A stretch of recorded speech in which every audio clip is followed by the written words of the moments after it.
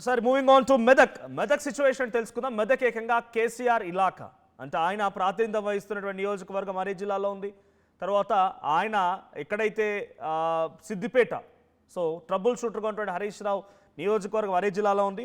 So Medak జిల్లా వ్యాప్తంగా మనం చూస్తే జహీరాబాద్ గతంలో మున్సిపాలిటీ ఎన్నికల్లో డైరెక్ట్గా బీఆర్ఎస్ కైవసం చేసుకుంది. సంగారెడ్డి బీఆర్ఎస్ పార్టీ, పటాన్చెరు కూడా బీఆర్ఎస్ కైవసం చేసుకుంది. సో ఆ తర్వాత నర్సాపూర్, దుబ్బాక, గజ్వెల్, సో చాలా చోట్ల కూడా సిద్దిపేటతో సహా. సో ఈ నియోజకవర్గాల్లో మెదక్ ఉమ్మడి జిల్లా వ్యాప్తంగా ఎక్కువగా అసెంబ్లీ ఎన్నికల్లో గెలుపొందినటువంటి పార్టీ బీఆర్ఎస్. మరి ఇప్పుడు ఎన్నికలు ఎలా చూద్దాం. సో 19 మున్సిపాలిటీలు ఉన్నాయి ఉమ్మడి మెదక్ జిల్లా వ్యాప్తంగా. ఇస్నాపూర్, ఇంద్రేశం, జిన్నారం, గుమ్మడిదల, గడ్డపోతారం, సదాశివపేట్, సంగారెడ్డి, ఆందోల్, కోహిర్, నారాయణఖేడ్, జహీరాబాద్, మెదక్, రామాయంపేట, నర్సాపూర్, తూప్రాన్, దుబ్బాక్, గజ్వెల్, హుస్నాబాద్ అండ్ చేరియాల్. సో 19 మున్సిపాలిటీలు ఉన్నాయి. అక్కడ అప్డేట్స్ తెలుసుకునే ప్రతినిధి మహేష్ కూడా జాయిన్ అయ్యారు లైవ్లో. ఎస్ మహేష్, సిచ్యువేషన్ ఏంటి? ఉమ్మడి మెదక్ జిల్లా వ్యాప్తంగా ఎటువంటి సిచ్యువేషన్ ఉంది? సో బీఆర్ఎస్ కంచుకోటగా ఉన్న ఈ జిల్లాలో అధికార కాంగ్రెస్ అండ్ మరోవైపు రెండో ప్రతిపక్షంగా ఉన్న బీజేపీ ఎటువంటి టఫ్ ఫైట్ ఇవ్వబోతున్నాయి? పోలింగ్ సరళి ఎలా జరుగుతోంది? ఖచ్చితంగా మనది ఇప్పటికే ఉమ్మడి మెదక్ జిల్లా వ్యాప్తంగా సంగారెడ్డి జిల్లాలో 11, అదేవిధంగా సిద్దిపేట జిల్లాలో మున్సిపాలిటీలు, మెదక్ లో 3 మున్సిపాలిటీ ఉన్నాయి. సంగారెడ్డి జిల్లాలో సంబంధించి చూసుకున్నదే వార్డులకు గాను 547 పోలింగ్ కేంద్రాలు ఏర్పాటు చేశారు. ఓటు హక్కును వినియోగించుకున్న 3,41,800 మందిగా చెప్పుకోవచ్చు.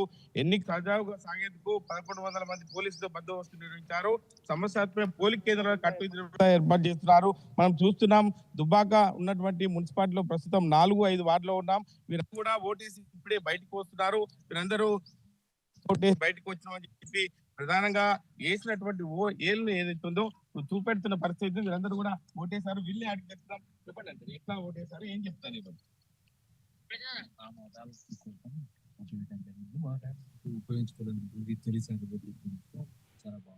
అంటే మీరు చెప్పండి. అంటే ఒక యూత్ గా ఏం చెప్తారు? ఓటు హక్కును ఎలా వినియోగించుకున్నారు? ఓటు హక్కు అనేది ఖచ్చితంగా అందరూ వినియోగించుకోవాల్సిందే. ఎందుకంటే గ్రామ అభివృద్ధి కోసం కౌన్సిలర్ ఎలక్షన్ సెకండ్ టైం జరుగుతుంది కాబట్టి అందరూ వచ్చి ఓటు హక్కు వినియోగించుకోవాల్సింది. మీరు చెప్పండి సార్, మీరు ఎక్కడి నుంచి వచ్చారు ఓటు హక్కు వినియోగించుకోవడానికి? ఏం చెప్తారు సార్? ఓటు హక్కు వినియోగించుకోవాలి. అందరూ ఒక ప్రధానమైన పర్సన్ ఎన్నుకోవాలని, ఇది వారికి ఒకటే అవకాశం. వాతావరణం ఎట్లా తీసుకుని వచ్చారు, ఎట్లా అనిపిస్తుంది సార్ మీకు? చాలా ప్రశాంతంగా ఉన్నది. ఒక మంచి పౌరుడిని ఎన్నుకోవాలని హైదరాబాద్ నుంచి వచ్చి ఇది పరిస్థితి. ఓటు హక్కును స్వచ్ఛందంగా వినియోగించుకోవాలి. ఖచ్చితంగా ప్రశాంత వాతావరణంలో ఓటు హక్కును కొంటున్నామని చెప్పి ప్రధానంగా హైదరాబాద్ నుంచి వచ్చి ఓటు హక్కును వినియోగించుకోవడం, ఒక యూత్ ను బయటికి తీసుకురావాలని చెప్పి ఉద్దేశం కొద్దీ చెప్తున్న పరిస్థితి. ఎవరైనా ఇక్కడ చూడొచ్చు, అంటే ఉమ్మడి మెదక్ జిల్లా వ్యాప్తంగా ప్రధానంగా అందరూ కూడా స్వచ్ఛందంగా కూడా ఓటును వినియోగించుకోవాలని ఇప్పటికే 3 జిల్లాల ఎస్పీలు, ఇటు సంగారెడ్డి ఎస్పీ పారిత్ పంకజ్ కావచ్చు, మెదక్ అదేవిధంగా సిపి రష్మి పెరుమాల్తో పాటు జిల్లా కలెక్టర్లు అందరూ కూడా కట్టుదిట్టమైన భద్రతా ఏర్పాట్లను ఏర్పాటు చేసినటువంటి పరిస్థితి. దీనికి సంబంధించి ఓటు హక్కును ప్రశాంతమైన వాతావరణంలో ఓటు హక్కును వినియోగించడానికి సిద్ధంగా ఉన్నాం. నిజాయితీ గల వ్యక్తికి మేము ఓటేస్తామని చెప్పి ప్రధానంగా ఓటర్స్ చెప్తున్న పరిస్థితి మనం చూస్తున్నాం.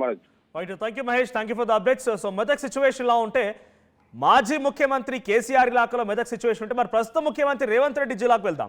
సో మహబూబ్ నగర్ సిచ్యువేషన్ తెలుసుకుందాం. మహబూబ్ నగర్ ప్రస్తుతానికి ముఖ్యమంత్రి రేవంత్ రెడ్డి ఆయన అదే జిల్లాలోని కొడంగల్ నియోజకవర్గం నుంచి ప్రాతినిధ్యం వహిస్తున్నారు.